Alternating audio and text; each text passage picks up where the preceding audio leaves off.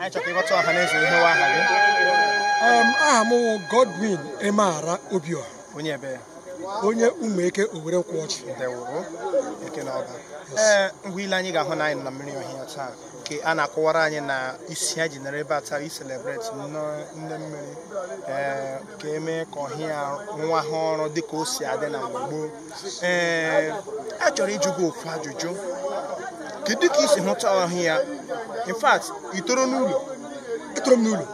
Olee mgbe ị toro n'ụlọ na iji iso gwuo ọhịa? Chineke mee. Ana m ebi nga bịa na-eji ụtara abịa atụralụ m n'ụlọ. So ịgara ole edi m bịa kute mmiri. A ma egwute mmiri ga anya chamret. Ngwa ile anyị ga-ahụ na ọhịa taa ihe na-anaghị arụzi ọrụ. Ọ dịzighị otu o si adị na mbụ duto ngasị emere ya abandon ma ọ gịnị.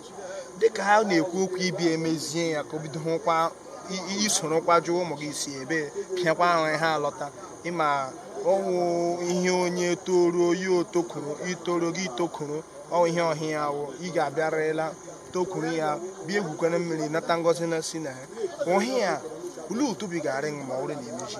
N'eziokwu nwanne m ọrụ ikwu gobara kasị na ịma ihe mbụ n'obi were achọba achịchụ a.